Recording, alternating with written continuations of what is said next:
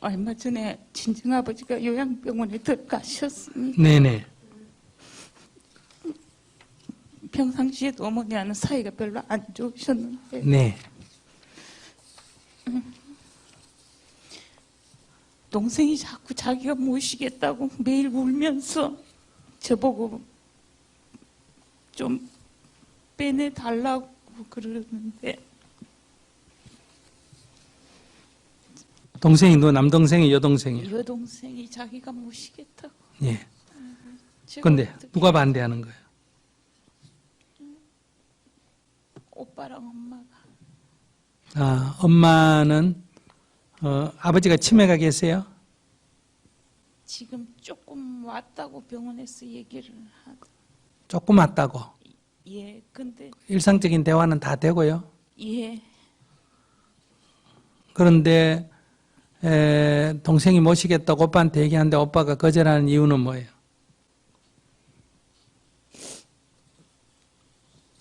병원에 있는 게 더 나을 것 같아요. 그럼 의논해서 해결하면 되지. 그게 울 일이에요?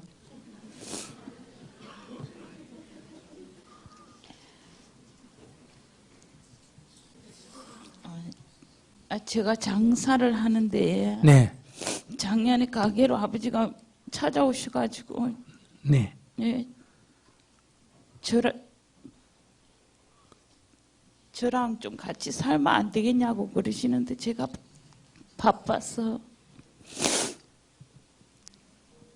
그 시기를 좀 놓친 것 같아서 병원에 들어가셔서 제가 좀 죄송스러운. 아니, 죄송스럽지 않습니다. 병원이 나쁘다 이런 생각하시면 안 돼요. 그건 옛날 생각이에요. 예. 요즘은 부잣집 노인들은 병원으로 가고 가난한 집 노인들은 집에 있다 이런 유행어 있는 거 알아요?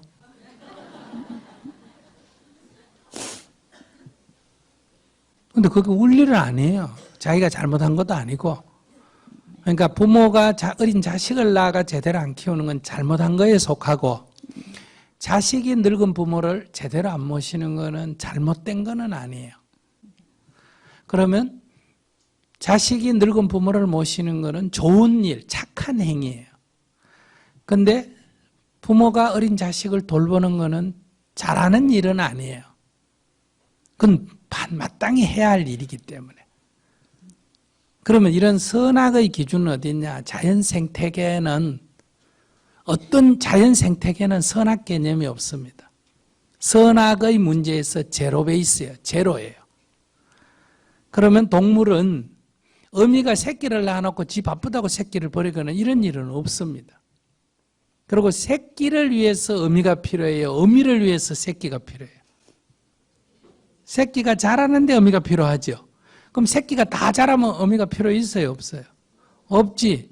그러니까 새끼가 독립해서 날아나가면 그 다음에 어미는 이제 자기 삶을 사는 거예요. 그런데 어린 새끼를 두고 그걸 갖다가 돌보지 않는 것은 자연 생태계에는 그런 일이 없어요.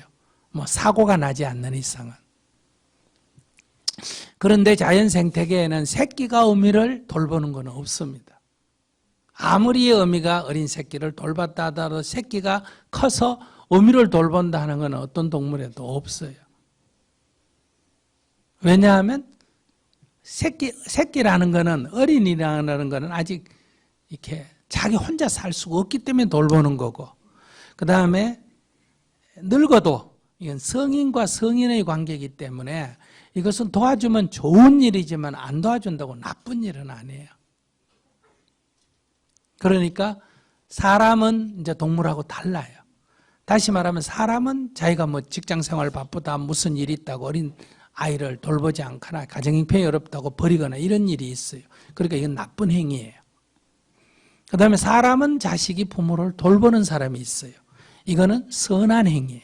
그러니까 인간 세상에만 선악이 있는 거예요. 그러니까 자기가 자기 어린 자식을 돌보지 않았으면 그건 악행에 들어가는 거예요.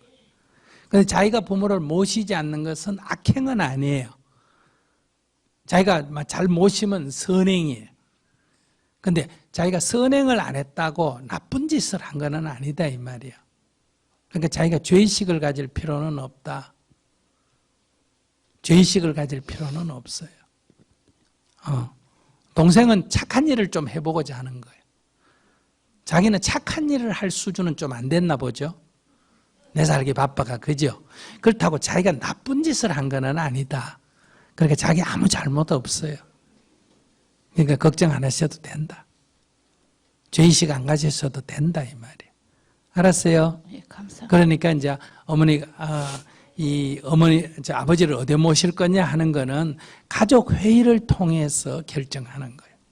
거기에 가장 큰 우선권이 있는 결정권자가 누구다? 첫째, 배우자입니다. 자기가 우선권이 있는 게 아니에요. 두 번째가 뭐다? 이게 이제 법적으로는 아닌데 윤리적으로는 두 번째 뭐다? 아들이에요. 아시겠어요? 자기 순번이 세 번째, 자기하고 자기 동생은 세 번째 들어가는 거예요. 근데 둘이니까 이제 이게 다수잖아, 그죠? 그러니까 이제 힘을 합해가지고 동생 집으로 밀어주는 거는 괜찮아요. 그러면 이제 오빠를 어떻게 좀 속된 말로 뭐 한다? 꼬셔야지, 그지? 설득을 해가지고 또 엄마한테 설득을 해, 엄마한테 용돈을 주든 뭘 주든지 이렇게 해가 가면 되는데, 엄마가 볼 때는 이제 자기가 같이 안 살아서 모르는데 부인이 평생을 같이 산 부인이 남편을 같이 살기 힘든다 하는 거는 그만한 이유가 있을 거예요. 그 치매 때문에 그러든 성격 때문에 그러든. 무슨 말인지 아시겠습니까? 그러니까 같이 산 사람의 결정권이 있는 거예요. 우리가 보통 보면 부모를 모시고 사는 옛날식으로 말하면 맏며느리는 시어머니한테 칭찬을 못 들어요. 그런데 이제 2차, 3차, 지차 며느리들은 1년에 한두 번 명절 때만 오고도 시어머니한테 칭찬을 듣죠. 왜? 와서 등도 주물러주고 용돈도 주고 이러잖아요. 매일 사는 사람은 그렇게 할 수가 없잖아. 그죠? 그런데 그 시어머니는 그 맏며느리 심정을 잘 모르는 거예요. 그런 것처럼 실제로는 갈등을 일으켜도 모시는 사람이 가장 은혜를 주는 사람이에요. 근데 그 어머니가 같이 살기 힘든다 할 때는 이유가 있다. 그러니까 내 아버지만 생각하지 말고 자기가 아버지만 생각하지만 엄마도 좀 생각을 해야 됩니다. 그래서 우선 요양병원에 모셨으니까 모시는 것보다는 자기가 자주 방문하는 게 쉽지 않을까? 예. 모시는 건 실제로 자기 마음은 그렇지만 모셔보면 엄마도 못 모시겠다는 자기가 모시질까?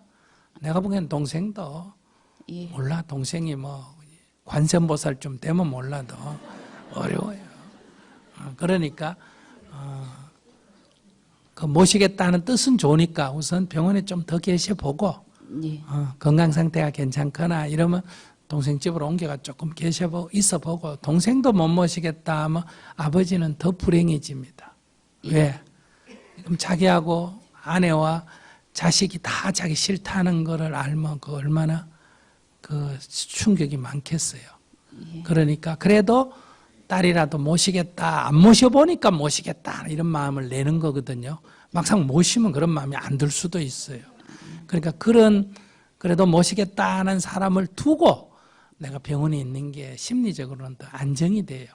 그러니까 자기는 지금 그거 갖고 죄의식은 갖지 말고 병원을 뭐 한다? 모신다 생각하면 병원에 매일 가도 괜찮아요. 알았죠? 예. 매일은 못 가도 일주일에 한 번은 꼭 가야 될까 안 가야 될까? 예. 가야 돼요. 그거 정도로 자기 할 일을 하면 되지 자기가 죄의식을 가질 필요는 없다. 알았어요? 감사합니다. 네.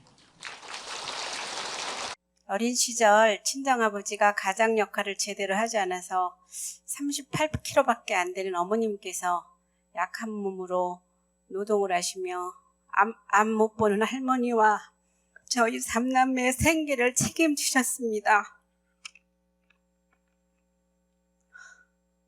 제가 고등학교를 졸업한 후 직장에 다니면서 가장 역할을 하며 그동안 고생하신 어머님께 효도를 다하려고 최선을 다했습니다.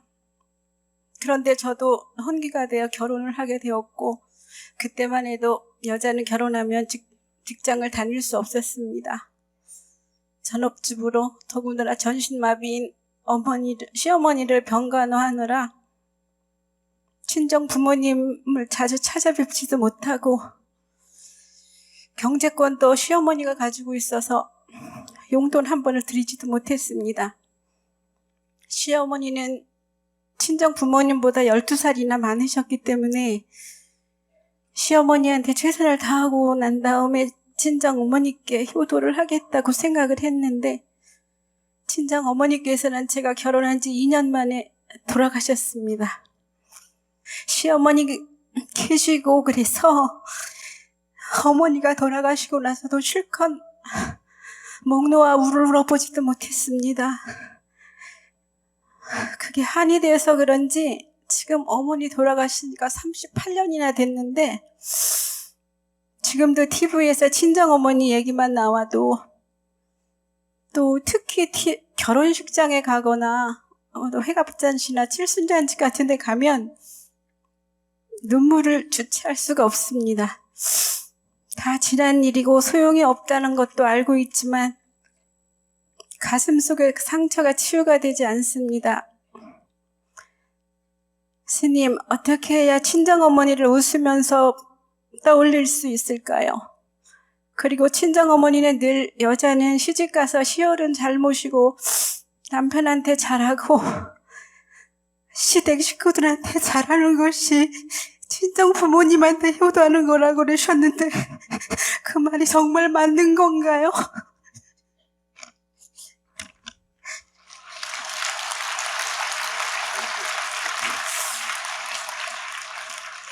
질문자가 지금 몇 살이에요? 64살입니다. 네? 64살. 64살. 네. 아들, 딸 다 20살 넘었어요? 아들, 딸 없어요? 40살입니다.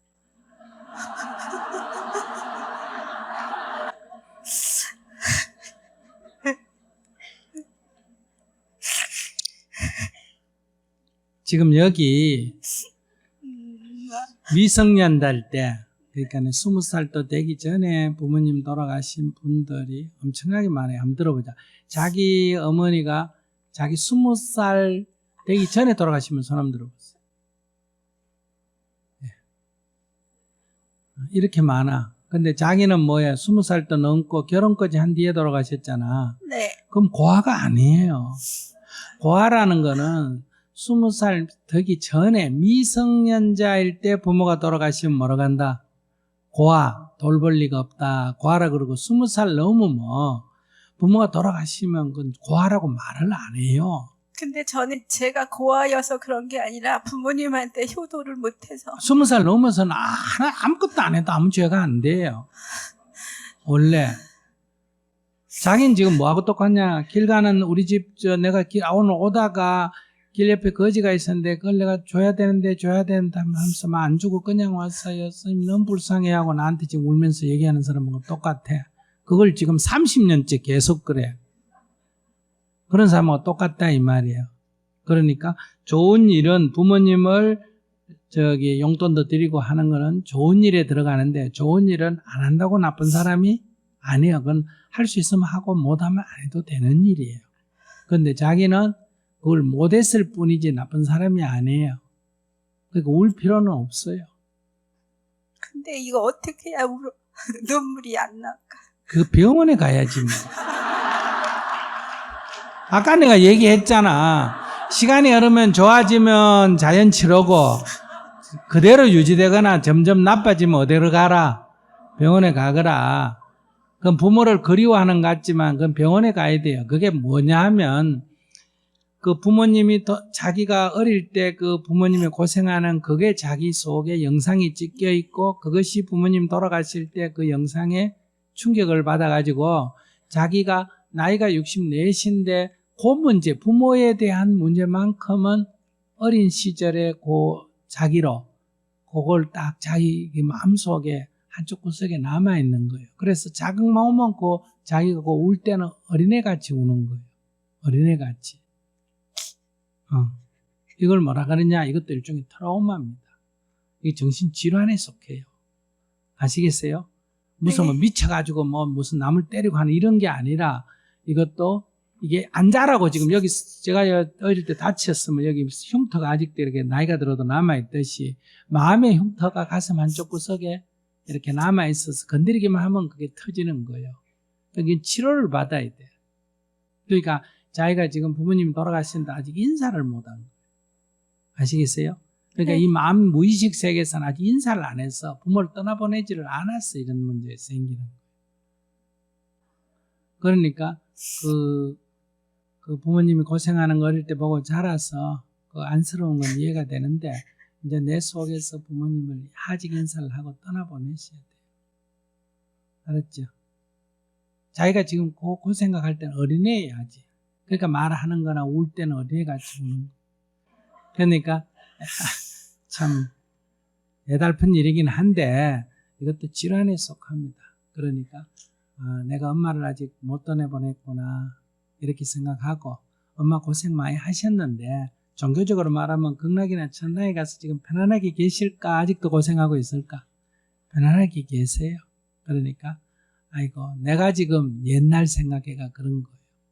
그러니까 지금 잘 계시니까 안녕히 가세요. 이렇게 인사를 하고 떠나보내셔야 됩니다. 알았죠? 네, 이 순간으로 어머니를 제 마음에서 떠나보내겠습니다. 네. 제 어머니랑 제가 사이가 굉장히 안 좋습니다.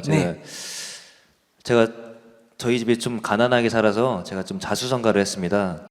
그러다 보니까 항상 저는 돈에 대한 그런 스트레스가 좀 있었어요. 그래서 대학교 4학년 때 과 수석을 해서 대학교에서 15만 원만 내면은 3박 4일 중국 여행을 보내주는 프로그램이 있었습니다. 15만 원이 그냥 돈이 아니라 보험비랑 뭐 다른 기타 그런 비용으로 절대 다른 추가 비용이 없이 15만 원으로 우수 학생 보내주는 프로그램이 있었는데 당장 그때 15만 원이 없어서 그때 못 갔어요.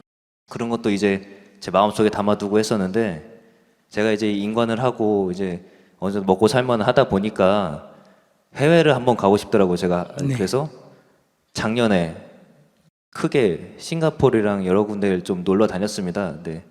갔다 온 다음에 엄청 뭐라 하시는 거예요. 그래서 제가 집에다 돈 달라는 것도 한 푼도 없었는데 저는 그냥 참았어요. 그때도 그냥 가고 싶었다. 그냥 내가 가고 싶었다 하고 참았고 완전히 이제 토라지게 된 계기가 제가 작년에 올해 2월 달에 좀 고급 차를 하나 샀습니다. 뭐 근데 정말 그냥 타고 싶었어요. 그냥 옛날부터 타고 싶었어요. 그래서 샀어요. 근데 그거 살 때도 제가 집에다 돈 한 푼 달라는 소리 안 했고 그냥 제 돈으로 할부도 없이 그냥 샀는데 집에서는 그냥 겉멋들었다 아주 막 건방지다. 그러니까 저도 이제 참아왔던 게 터져서 내가 이거 할 때 내가 집에다 10원 한 푼 달라 그랬냐. 왜 내 인생에 이렇게 관여를 하냐 해서 싸우다가 지금은 연락을 안 하고 있는데 솔직히 마음은 너무 편합니다. 지금 연락 안 하는데 너무 편한데 이게 자식된 도리로서 이게 좀 아닌 것 같기도 하고 계속 살다 보니까 그래서 고민입니다.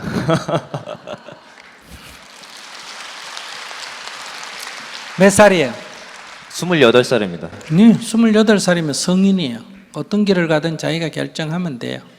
그러니까 남을 때리거나 죽이는 일, 남의 물건을 뺏거나 훔치는 일, 성추행이나 성폭행 일, 거짓말하거나 욕설하는 일, 술 먹고 취해가 행패 피우는 일만 안 하면 자기 좋을 대로 살면 돼요.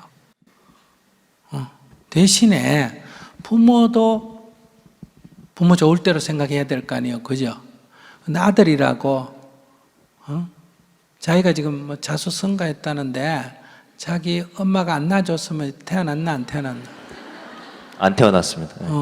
근데 자기 남자니까 아직 결혼도 안 해서 모르는데 여자가 아기를 낳아가 뱃속에 있는 9개월간 얼마나 힘든지 알아요?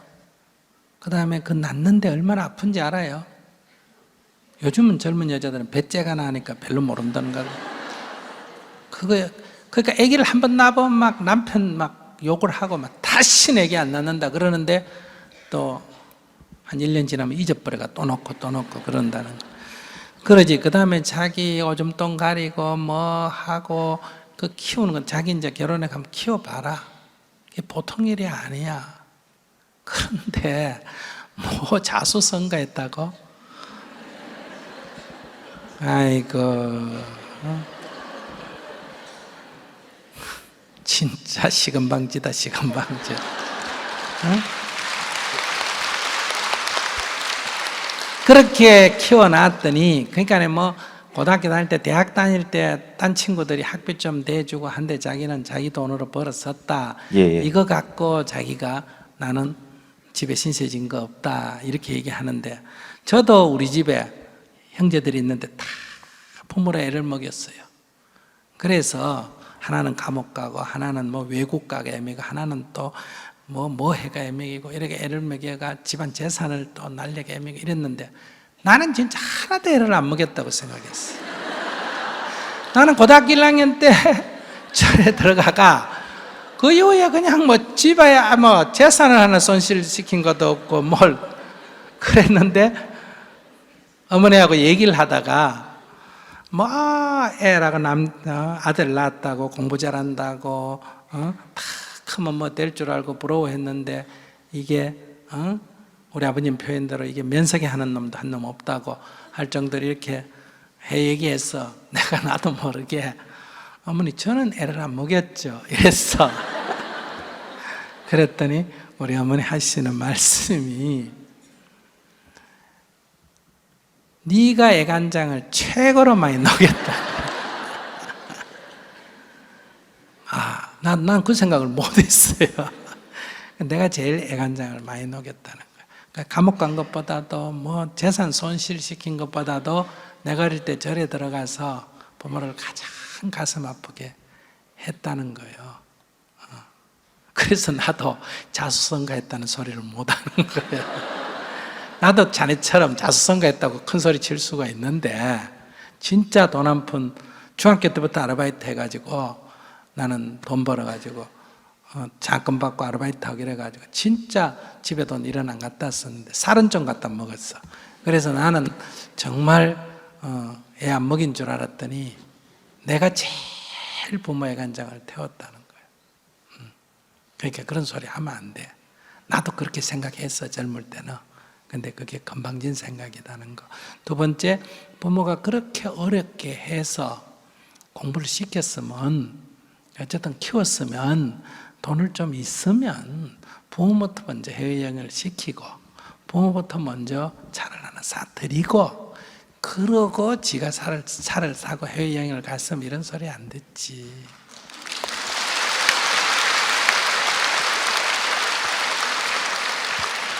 근데 부모는 나눠놓고 지가 덜렁 갔다 오고, 그러니까 부모가 잔소리를 하는 거예요. 그렇게 해외 돌아다닐 돈이 있으면 이 어려운 이거나 좀 해결해 주지, 이 생각이 드는 거예요.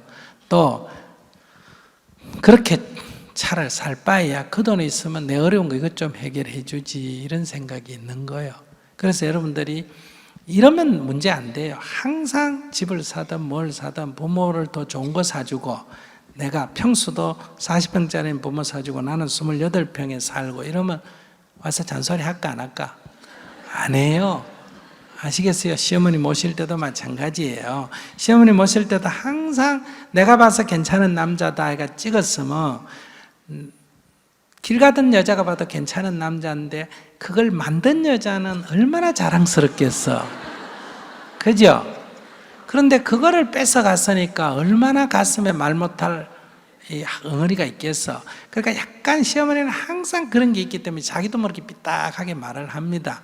이 침찌르는 말을 해요. 그럴 때 어머니는 항상 성질이 저렇다 이러지 말고, 어머니 죄송합니다. 마음속으로 뭐다? 당신 귀한 아들 뺏어가서 죄송합니다. 이렇게 자세를 가지면 되고, 두 번째, 이렇게 좋은 아들 키워서 저를 주셔서 감사합니다. 이러면 고부간에 갈등 생길 일이 있을까 없을까? 없어요. 그 다음에 어머니는 며느리한테 어떤 마음을 내야 된다? 애 키워보면 내 마음에 드는 아들 별로 없잖아, 그죠? 아이고 우리 아들하고 살아주기만 해도 고맙대, 이렇게 생각하면 갈등이 생길 일이 없는데 다 자기 생각만 하는 거예요. 아까도 봐라, 다 자기 생각만 하잖아, 전부 다. 교회 가면 다 자기만 옳다 그러고, 저런 다 귀신이라 그러고, 절에 가면 또 지만 옳다 그러고, 같은 교회도 또 교파 따라 다르고, 이래서 이 세상에 갈등이 생기는데, 자기가 어머니가 그럴 때 어머니가 왜 저러지 생각해 보니까, 아 내가 은혜를 먼저 생각지 않았구나 이렇게 생각해서 앞으로 어머니가 그러면 아이고 어머니 죄송합니다 이렇게 자기가 죄송하다는 말을 하고 그동안 키워줘서 감사합니다 이러고 그렇게 해야 돼. 그래 결혼하면 이제 그렇게 딱 총각 때 갚을 거 빨리 갚아야 돼.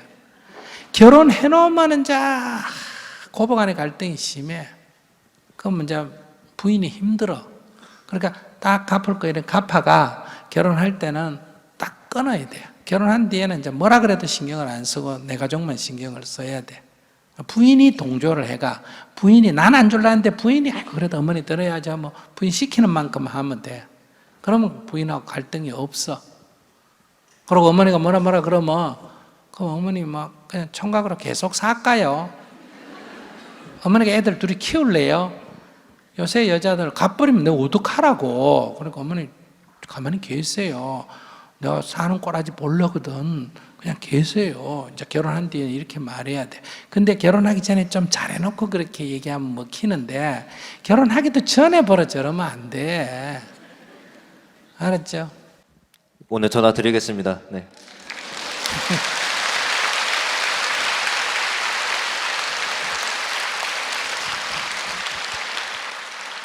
그러니까 어머니는 자기를 자랑스럽게 생각하는 거예요. 그러고 부모들은 이래요. 아들이 잘 되면 부모는 아들 자랑하고 싶잖아. 그죠? 반지라도 하나 사가 동네 할머니한테 아이고 이거 우리 아들이 사줬다. 무슨 조그마한 전동차라도 이렇게 시골에 다니는 걸 하나 사가 아이고 우리 아들은 이거 사줬다. 이런 재미로 노인들은 살아요. 아시겠죠? 근데 자기가 자수성가했다고 아이고 참. 그러니까 아들 낳고 키우지 말아잖아 내가.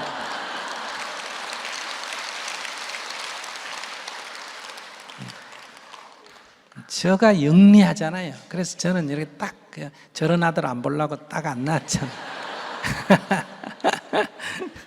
그래서 부모에게 매여 살면 안 돼요.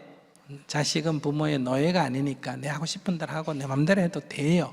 그러나 부모의 말은 경청할 필요가 있고 부모 마음에서는 그렇게 말할 수도 있겠다 해서 그래서 이렇게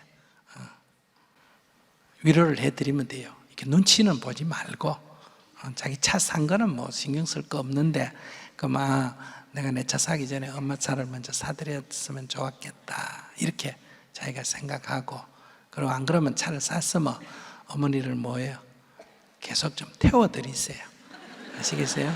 차 산 기념으로 엄마를 태우고 주말마다 가서 태워드리고 이거 엄마 때문에 샀다 이렇게 말해야 돼요. 근데 차 딱 사가 한마디 했더니 딱 관계도 끊어버리고 그러면 안 되고 그래서 이 부모하고 아들이라서 그러는 거라 아니고 그런 거 아니에요. 자기 결혼할 때 그래도 엄마 아빠가 축하하는 게 낫잖아. 저렇게 관계 끊고 자기 결혼할 때 이제 부모 없이 결혼하면 좋겠어. 그리고 마음에서 이게 부모하고 관계를 끊고서 하면 잔소리를 안 해서 편하기는 한데 또 자식은 부모의 은혜가 있기 때문에 마음에 걸려요 안 걸려요? 걸려요. 그러니까 무슨 말씀 알겠습니다 어머니 감사합니다 어머니 이러고 내 맘대로 하면 돼. 그런 말 하지 마세요 이러지 말고 그런 말 하고 싶다는데 그걸 갖고 왜 싸워. 그렇게 약간 사는데 지혜가 있어야 됩니다. 아시겠습니까? 네, 그걸 거짓말이라고 생각하면 안 되고 그 어머니 마음을 이해한다는 거예요. 어머니 그런 마음을 알겠습니다 이렇게 해서 받아들이면 되는데 괜찮겠어요? 전화도 하시고 가끔 가시고 잔소리하면 좀 들어주고 말하고 싶어서 그러니까. 근데 어른들이 그런 가난하게 사는 어른들은 말을 할 줄 몰라요. 자식이 왔다고 반갑다고 말은 하는데 자식이 들을 때는 뭐다? 잔소리가 하는 거예요. 엄마 마음은 잔소리하고 싶어서 그런 말 하는 거 아니에요. 말이 그런 식으로밖에 배운 게 없어서 말이 그런 식으로 나와. 그러니까 딱 듣고 그러고 좀 내가 듣기 싫다 좀 힘든다 그러면 그런 거 내색하지 말고 어머니 알았어요 어머니 제가 오늘 바쁜 일이 있어서 좀 빨리 가겠습니다 이러고 오면 돼요. 항상 갈 때 이렇게 하는 게 좋아요.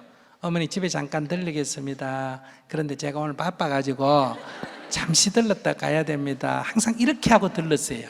그래가 괜찮으면 좀 더 있고, 연장하는 거는 괜찮거든요. 연장하는 거는. 그런데 이제 1시간 있다가 안 되겠다 싶으면 내 수준이 안 된다 하면 가면 되고, 그래야 되는데 하루 있겠다, 이틀 있겠다 하고 가놓고 한나절 만에 못 견뎌가 가고 이러면 서로 마음이 찝찝하잖아. 그래서 항상 조금 관계가 안 좋을 때는 개선을 욕심내면 안 되고, 조금 잠깐 들러가겠습니다 이렇게 얘기하고 괜찮으면 조금 더 있고, 이렇게 이제 하면 관계 개선이 좀 쉽지. 너무 한꺼번에 개선하려지 말고.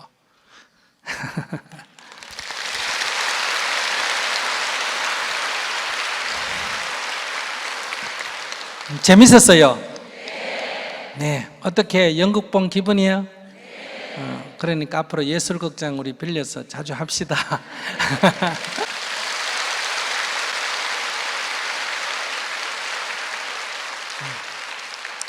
앞에서 서두에서 잠깐 말씀드렸지만은 부처님께서 이런 말씀을 하셨어요. 모든 사람은 다 부처다. 일체 중생은 다 부처다. 또는 모든 중생은 다 부처가 될 소질을 가지고 있다.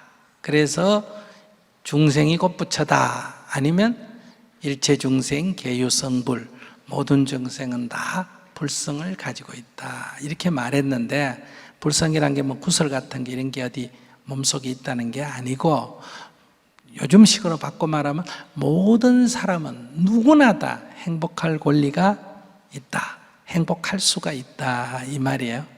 그 행복이 좋았다 나빴다 좋았다 나빴다는 이런 행복이 아니고 괴로움이 없는 그런 뜻이에요.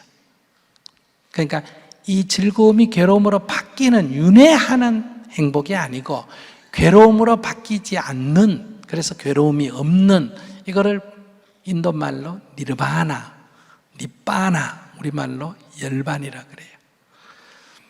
우리가 인생을 살면 이래 부모님, 뭐네가 많은 무거운 짐을 지고 있잖아요. 그러니까 성경에도 너희 무거운 짐을 진 자들아 다 이리로 오라, 이런 말이 있잖아, 그죠? 그런 것처럼 그 짐을 다 내려놓은 자, 모든 속박으로부터 자유로워진 자, 이거를 해탈이다 이래요. 그러니까 수행의 목표는 극락 가고 천당 가고 이런 게 아니고, 뭐가 목표다? 해탈과 열반, 열반과 해탈, 즉 자유와 행복입니다. 참 자유와 참 행복, 그걸 넣는 건데, 그 누구나 다 될 수 있다는 거예요.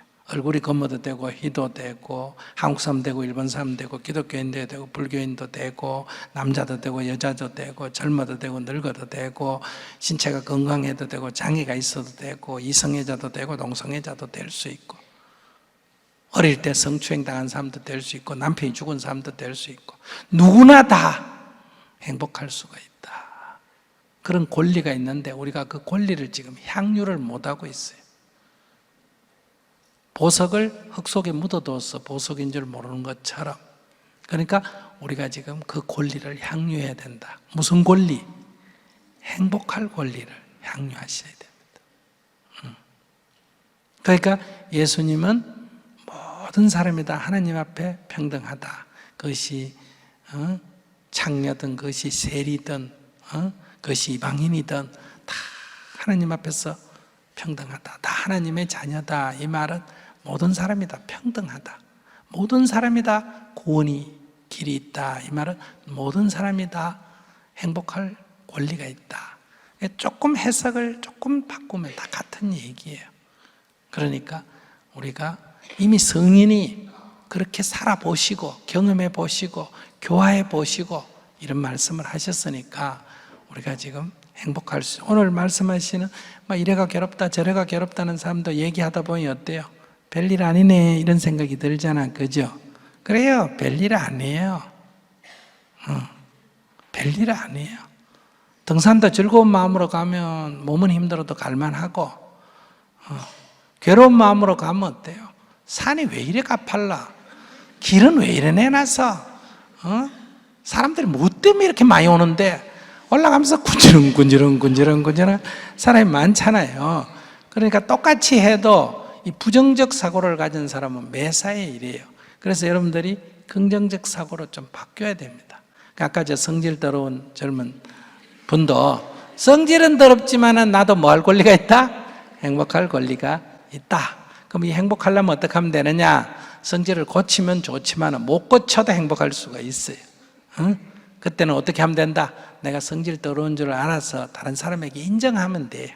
화를 벌컥 내놓고 아이고 죄송합니다. 제가 성질을 못 참아서. 그러면서 자기를 콱 쥐어받으면서 야 이년아 네가 문제야. 이렇게 얘기하면 상대편이 웃을까 안 웃을까?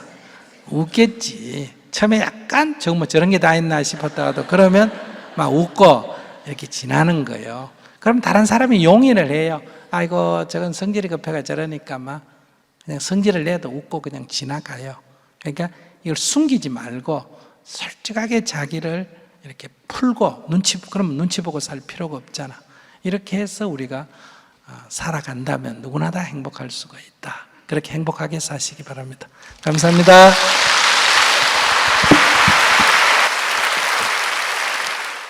안녕하세요. 선생님 네. 만나 뵙게 돼서 영광입니다. 네. 저에게는 부모님과 2살 터울의 남동생이 있습니다. 부모님은 남동생과 함께 작은 식당을 운영하고 계시는데요. 코로나로 가게 매출이 줄어들어서 간간히 버텨온 지도 오래되셨습니다. 그러던 중에 작년에 남동생이 주식으로 전 재산을 잃었고 가족들의 갈등은 깊어만 갔는데요. 그 이후로 부모님의 얼굴엔 미소가 사라졌습니다. 꼭 삶의 의욕을 모두 잃으신 것만 같았어요. 부모님에 대한 걱정은 날이 갈수록 커져만 갔고 성실하게 살아도 고된 삶의 굴레에서 벗어나지 못하는 부모님을 떠올리면 나 혼자만 이렇게 행복하게 살아도 되나? 하는 생각이 들었습니다. 그러면서 제 마음의 병이 깊어갔는지 이제는 따뜻한 보일러를 틀고 자는 일에도 죄책감을 느끼기 시작했습니다. 가게 쪽방에서 주무실 부모님 모습이 생각났기 때문인데요. 부모님께서는 너는 내 인생 살라고 알아서 잘 살 수 있으니까 네가 우리 때문에 너무 애쓰면서 살 필요 없다고 말씀하시는데 차마 부모님을 뒤로 하고 혼자 행복하게 살 수는 없겠다는 마음이 듭니다. 이런 제가 앞으로 어떤 마음을 가지고 살아야 할지 부모님 걱정은 미뤄두고 우선 제 행복만 찾으면서 살아도 되는 걸지 여쭤보고 싶습니다. 근데 자기 얘기 들어보면 행복은 물질술이잖아요. 이렇게 얘기하는 거하고 똑같아요. 그러니까 아이들이 성적이 그 행복의 순위인 것처럼 자기는 지금 물질로 행복의 순위를 찾고 있는 것 같아요. 부모님 물질적으로 좀 어려운데 나는 물질적으로 조금 더 가지고 살아서 내가 되느냐? 그러면 자기 물질을 좀 주면 되지. 이거는 나는 행복해 사는 부모님은 행복하지 못한데 나는 행복한 거 이게 되냐? 이 말은 맞지가 않다. 부모는 물질적으로 어렵게 사는데 나는 물질적인 풍요를 누리고 살아도 되느냐? 이런 질문이라면 괜찮은데 부모님이 어렵게 살기 때문에 그게 근심 걱정을 가지고 살면 자기는 행복하지 않는 삶이지 자기는 행복한 게 아니에요. 지금 자기가 행복하지 않는데 지금 자기는 행복하다고 착각하고 있는 거예요. 부모님 때문에 지금 밤잠을 못 잘 정도고 따뜻한 방에 자면서도 죄책감을 느끼는데 어떻게 그게 행복한 거예요? 방이 따뜻한 거지 자기가 행복한 건 아니라는 거예요. 근데 부모님이 불행하다고 나도 불행하는 게 좋냐?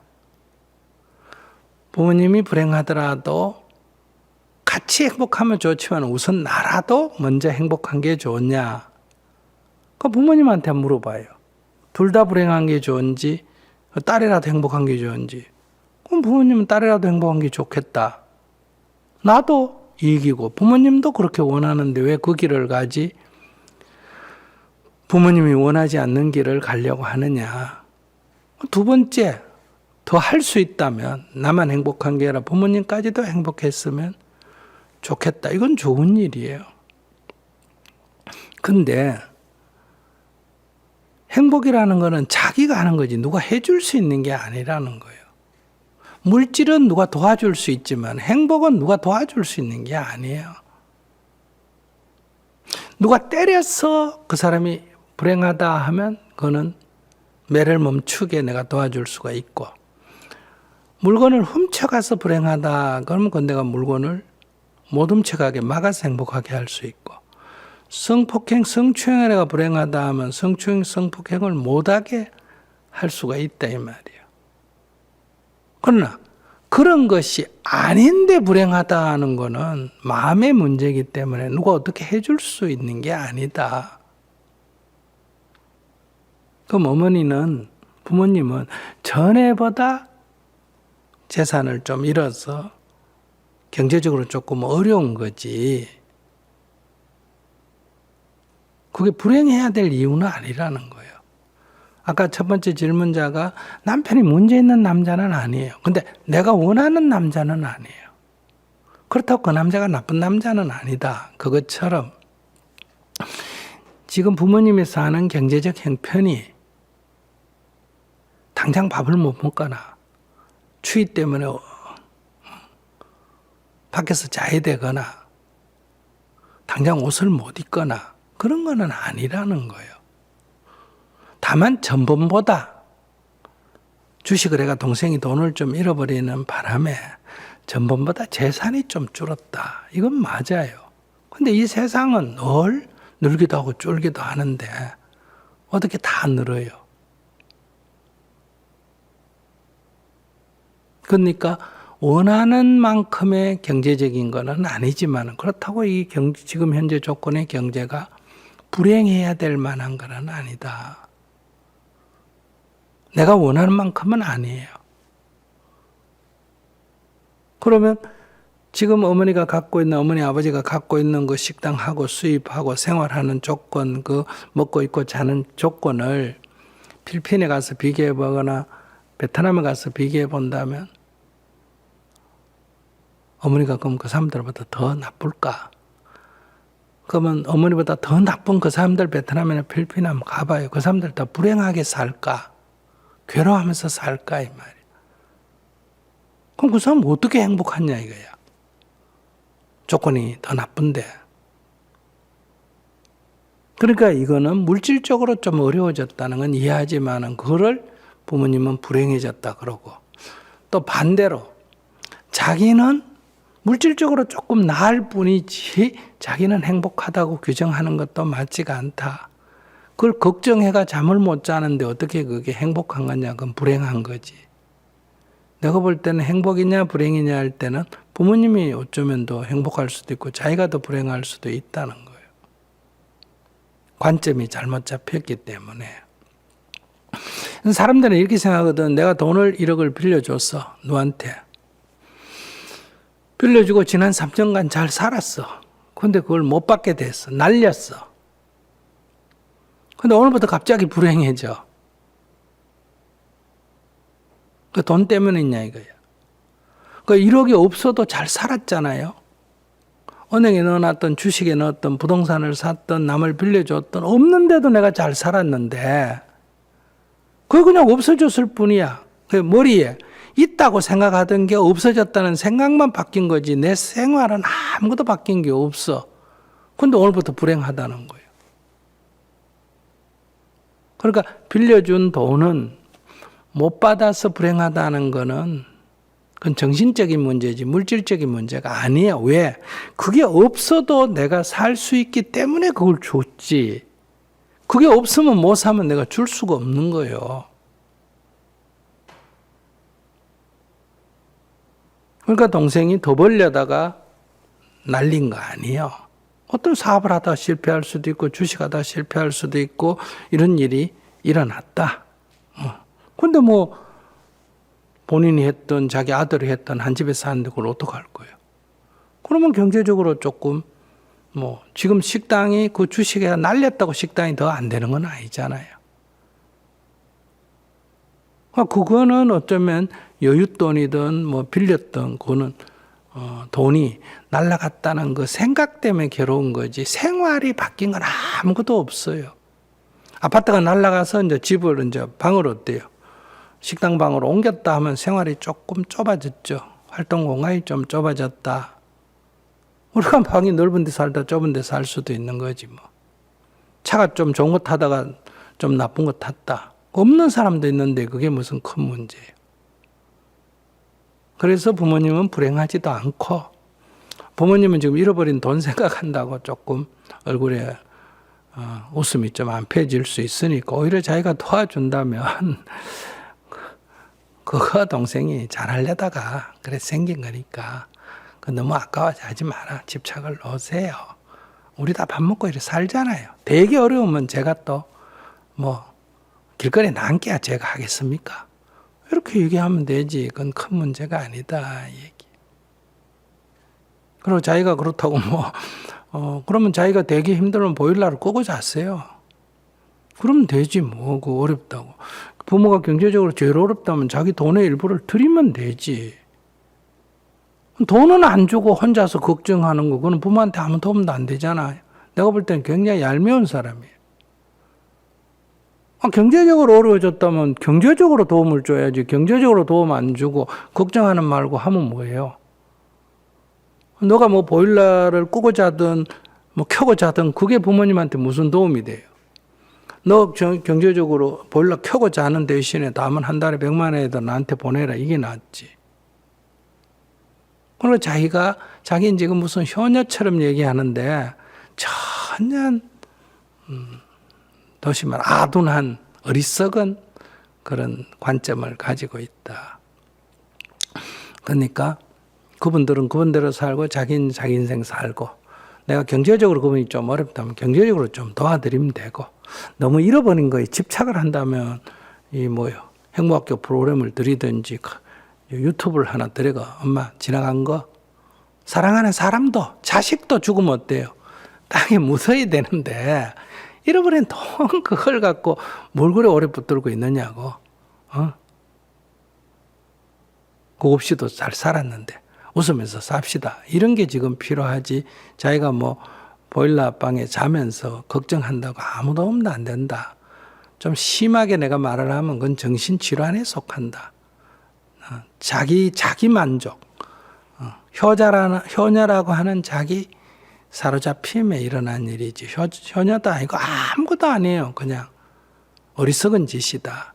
이렇게 제가 좀 심하게 말을 할 수준이에요. 그러니까 정신 차리시고 오늘부터 웃고 사시고 그 다음에 어머니한테도 자기가 웃음을 보여주는 게 좋고 조금 경제적으로 어려우면 자기 조금 전략해서 지원해 드리는 게 좋고 그 지원도 가끔 지원해야지 일상적으로 지원을 하게 되면 거기 또 의지해가 또 모든 계획이 서거든요. 그럼 자기 또 동생하고 또 갈등이 생겨요.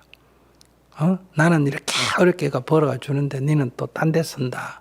그러니까 돈을 지원하면 지원한 돈을 어디 쓰는 거는 간섭을 안 해야 됩니다. 그러면 또 갈등이 원인이 되니까. 그러니까 간섭하려면 안 주는 게 낫고 주려면 간섭을 안 해야 된다. 그래야 인간관계를 오래 유지할 수가 있다. 이런 얘기. 앞으로는 부모님께 도움이 되는 생각을 하면서 살도록 하겠습니다. 감사합니다, 스님. 저는 본인의 뜻을 강요하고 쉼없이 남과 비교하는 부모님과 연을 끊었습니다. 연을 끊을 때 부모는 아이를 성인으로 대해야 하고 존중해야 한다고 말씀드리며 마지막으로 인사를 드렸습니다. 여기에 두 가지 궁금증이 있는데요.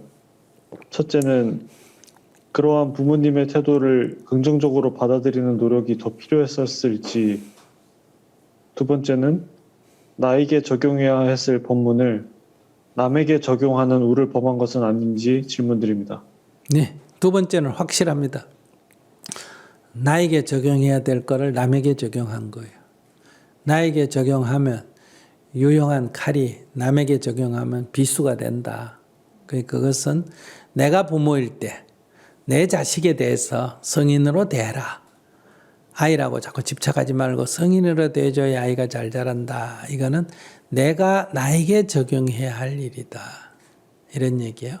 예를 든다면 시어머니하고 갈등이 있을 때 아이고 그래 이 남자 그 시어머니의 아들 아니냐. 그러니까네 지가 만들었고 지가 키웠고 그러니까 지가 주인이다. 허락하면 내가 데리고 사는 거다. 그래 네가 원주인이다. 이렇게 딱 인정해버리면 문제가 없다. 이거는 며느리 입장에서 관계를 푸는 방법이다. 이 얘기예요. 이거를 시어머니에게 적용하면 안 된다. 이런 얘기예요. 그 다음에 내가 시어머니가 된다면 결혼했으면 그들의 살림이다. 옛날에 내 아들이었지. 지금은 이제 우리 이 가족에서는 이미 가족 관계를 끝나고 이웃으로 이제 독립해서 사는 사람이다. 이렇게 정리해줘야 된다. 이렇게 법문이라는 것은 각자 본인의 고뇌에 적용해야 되는데 자기는 그걸 남 탓하는 엄마가 이렇게 아빠가 이렇게 나한테 안 해줬기 때문에 당신 잘못됐어 하는 식으로 이걸 적용을 했다 이런 얘기예요. 그래서 법문은 그거는 거꾸로 들었다. 적용하는 방식이 옳지 않았다. 이렇게 말할 수 있습니다.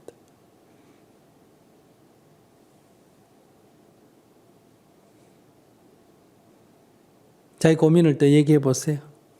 아까 첫 번째 고민은요. 그때 제가 결국에는 부모님과 거리를 둬야겠다라고 결심을 했고 그렇게 해서 이제 연락을 안 하게 됐는데 그 당시에 좀 이제 제가 아무래도 괴로웠기 때문에 연락을 안 하게 된 것인데요.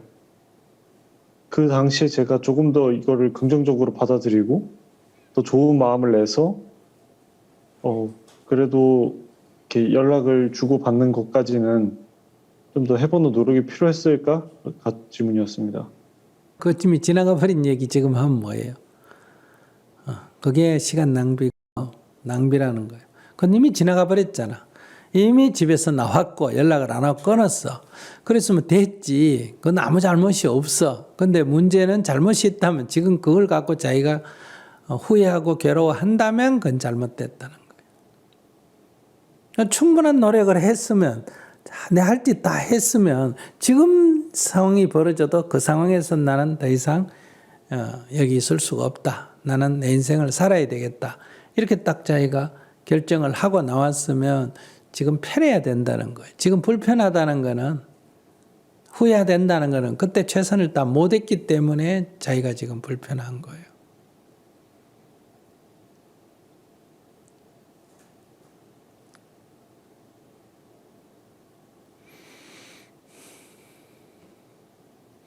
그러니 자기가 지금 어른이 안 된 거예요. 말만 그렇게 간섭받기 싫다 이렇게 큰 소리 치고 나와가 살아보니까 지금 또 고민이 되는 거예요. 들어가면 간섭이 싫고 나오면 또 부모가 그립고 그러니까 그건 자기 문제라는 거예요. 부모하고 아무 관계 없는. 그러니까 들어가도 별 문제가 없고 나와 살아도 아무 문제가 없는 게 해탈의 길이라는 거예요. 중생의 길은 들어가면 갈등이 생겨서 문제고 나오면 또 들어가면 갈등이 생겨서 나오면 외로워서 문제고 그럼 이게 중생의 길이라는 거예요. 그러니까 앞에서 질문자처럼 이혼을 해도 괜찮고 같이 살아도 괜찮고 뭐 이혼을 할 상황이면 그래 뭐 이중 살림은 하기 싫다. 뭐 이혼하고 그동안 네하고 관계 몇십 년간 잘 지냈다. 친구로 지내자. 이렇게 살면 되고 또 그동안에 같이 살은 정도 있다. 사랑한다 그러면 그래 뭐 내 사랑하는 사람이 그 정도 자기 나름대로 고민이 있어서 생긴 문제라면 그래 좀 포용하고 살자. 이렇게 해야 수행의 길이다. 이렇게 말할 수 있어요. 그러니까 이혼을 하느냐 안 하느냐가 핵심이 아니고 지금은 집에서 잘했을까 못했을까가 핵심이 아니라는 거예요. 있어도 고뇌가 없고 나와도 고뇌가 없는 게 수행자의 길이다 이 얘기예요. 자기는 있을 때 힘들었는데 나와가지고 이제 끝났다 이래 안 생각하고 나와가지고 다시 내가 뭐 잘못했나 이런 거 보니까 자기는 아무런 이 수행하고는 거리가 먼 중생의 사고방식이다.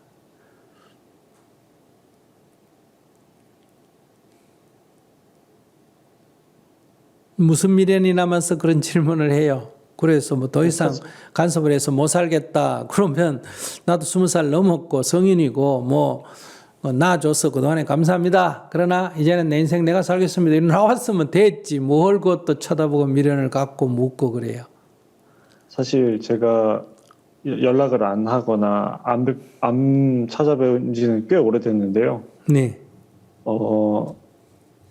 어떠한 계기로 아예 이제 어지간하면 긴 기간 동안 안 뵐 것 같다는 생각이 들었는데 사실 제가 찾아뵙고 싶다거나 연락하고 싶은 미련은 저는 전혀 없다고 생각을 하는데요. 다만 제가 어느 부분에서 어리석었는지가 궁금해서 그게 너무 궁금해서 질문을 드렸던 겁니다. 아, 이런 행동을 하는 것이 어리석은 결정인 걸까? 라는 궁금증이 생겨서 질문을 드렸는데요. 그런 어리석은 생각이 든 것 자체가 자기가 분명치 않다는 증거죠. 분명하게 결정하면 그런 생각이 안 들죠. 내가 절에 들어와서 머리 감고 살면서 부모님이 울고불고 하니까 내가 이거 잘못했나 죄 짓나 이런 생각하면 그건 출가가 아니에요. 스님, 저 그럼 질문이 하나 더 있는데요. 제가 한동안 굉장히 제 사고방식이 옳다는 생각으로 제가 멋대로 선택하고 제가 한 선택에 대해서 뒤도 돌아보지 않고 살았었는데 그러다 보니까 주변에 상처받는 사람들이 생기더라고요. 그때 조금 내가 너무 잘못된 건가? 라는 생각을 한 적이 있었는데 그냥 제가 마음대로 행동하고 그냥 뒤도 안 돌아봐도 되는지를 잘 모르겠습니다. 주변 사람들이 상처를 좀 받는 것 같아서요. 네, 그게 5가지 원칙. 내가 그 사람을 때리거나 죽였다. 물건을 훔치거나 뺏어서 손해를 끼쳤다. 성추행이나 성폭행을 해서 괴롭혔다. 거짓말하거나 욕설을 해서 괴롭혔다. 술 먹고 취해서 행패를 피웠다. 그게 아니라면 뭐 문제가 없습니다.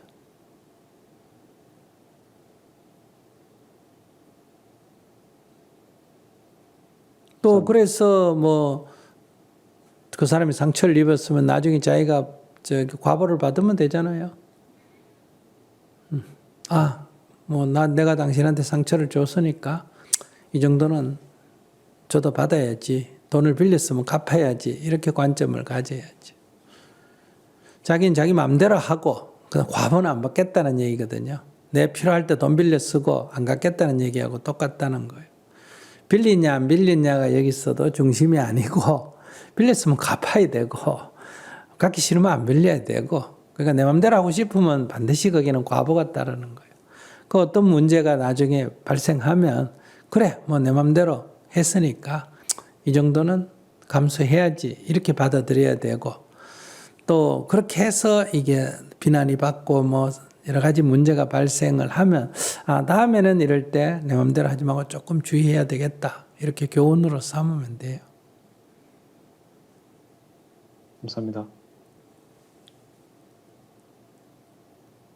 그 부모님 문제도 자기가 뭐 부모님이 돌아가셨다 이래도 문상은 가고 연락 안 한다. 그러니까 뭐 자식으로서 문상은 가고 또 그러지만은 가서 울고불고 후회하고 이런다면 자기 지은 결정이 뭔가 잘못됐다는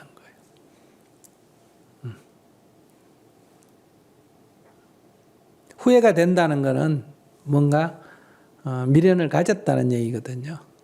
자기가 최선을 다하고 그 결과에 일어나는 것을 기꺼이 받아들일 때는 후회 같은 건 없습니다. 반성하고 후회하고는 달라요. 반성은 내가 잘못했구나 하고 딱 뉘우치는 거고 후회는 잘못한 나를 내가 용서를 못하는 거예요. 나는 잘못할 수가 없는데 잘못했다. 이렇게 해서 자기를 미워하는 게 그게 후회란 말이에요.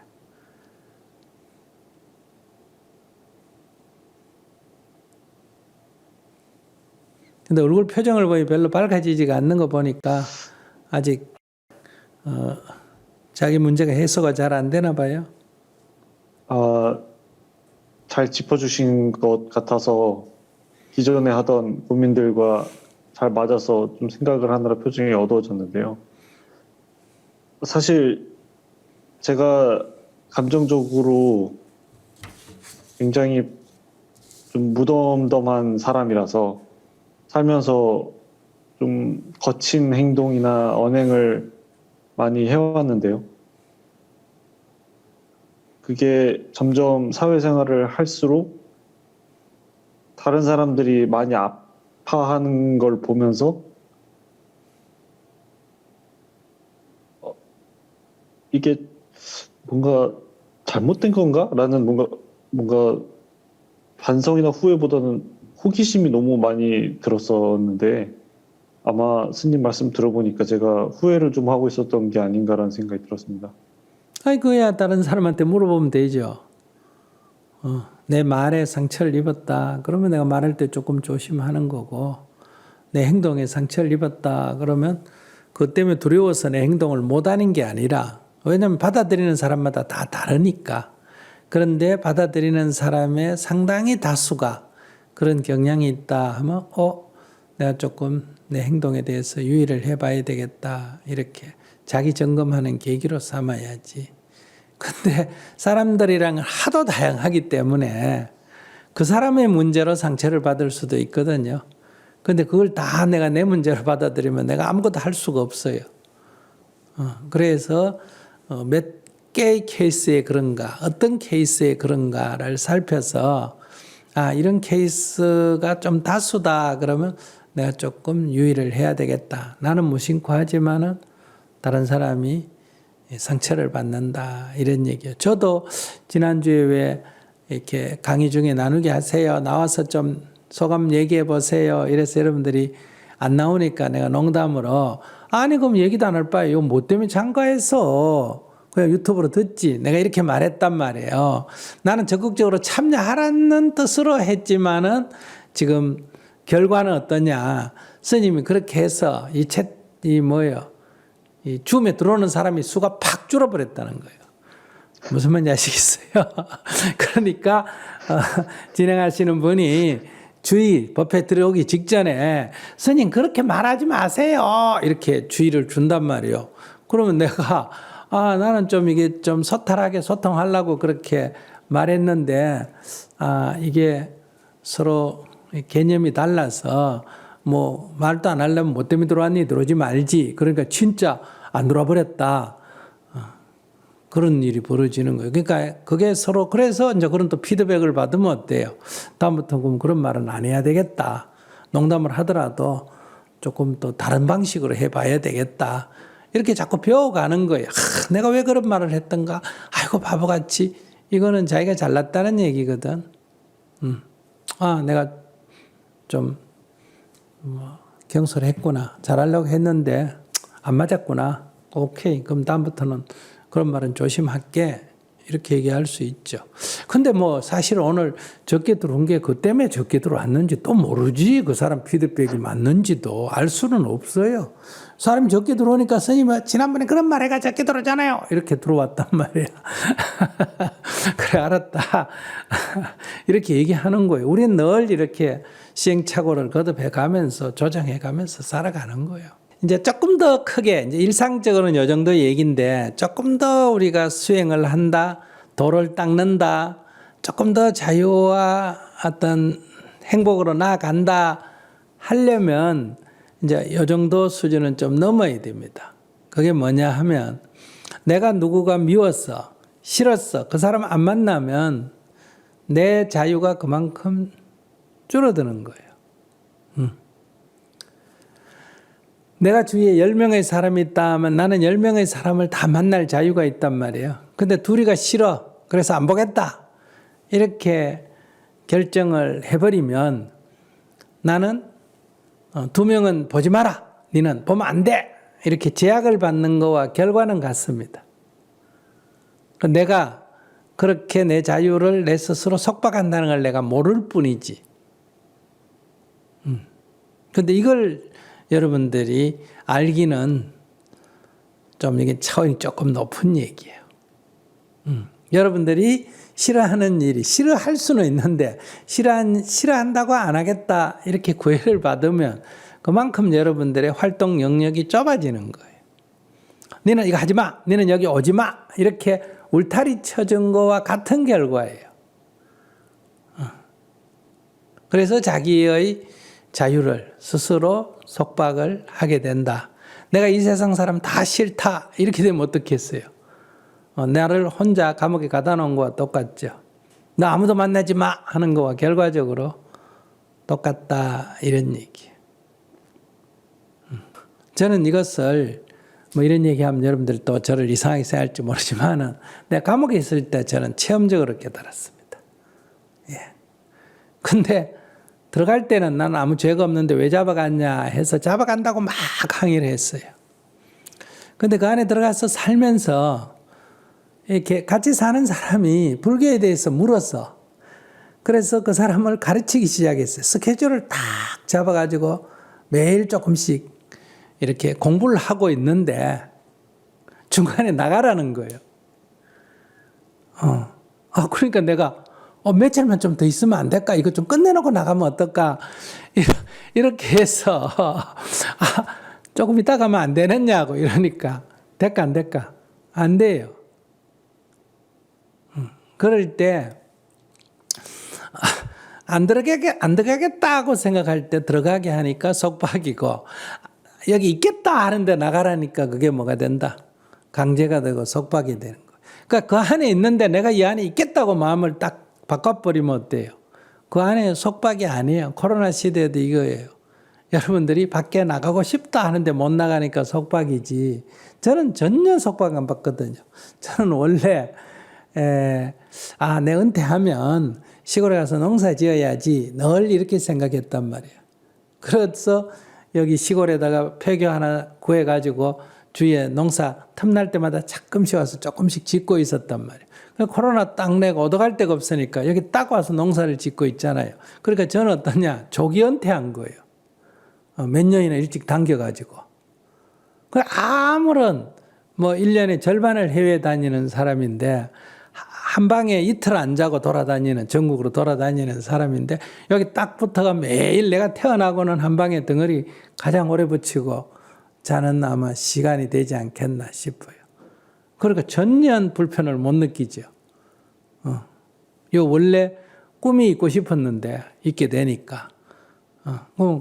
그러니까 이게 어떤 상황이 나를 얽매이는 것도 있지만은 이 관점이 굉장히 중요한 거예요. 주어진 조건을 긍정적으로 탁 받아버리면 전혀 문제가 안 되는 거예요. 이 다 우리가 번뇌하고 괴로워하는데 눈 감을 때 내가 돌아보면 아무것도 아니에요. 죽을 때 내가 돌아보면. 아시겠어요? 여러분들 대학 때 한 해 떨어져가 재수하고 갔다 중고등학교 때 여자친구 남자친구가 헤어져가 가슴앓이 했다. 그때는 죽는 줄 알았지. 지금 돌아보면 어때요? 그거 아무 일도 아니에요. 다리 부러졌다 큰일이지. 뱀한테 물렸다 큰일이지. 지금 돌아보면 다 조그마한 해프닝들이에요.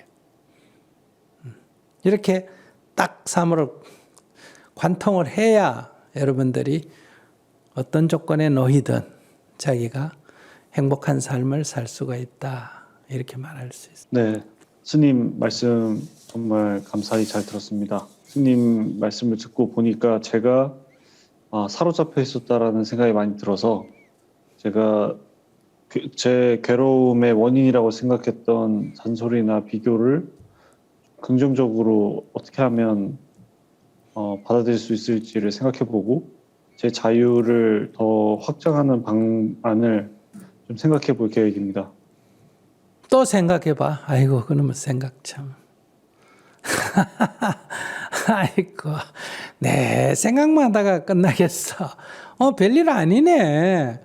연락 안 해도 괜찮고 또 연락 안 하면 내가 답답하면 연락하면 되지. 부모한테 연락하면 돼. 오늘 전화해가 아버지 잘 계셨어요 이러면 되지. 왜 연락 안 했어? 내 기분이 좀 틀어져 가지고 연락을 안 했는데 제가 생각하기 좀 부족했네요. 그래 연락 드렸습니다. 이러면 간단하게 끝날 일이고 또 죽고도 사는데 돌아가신 부모님이 있는 자식들도 많잖아요.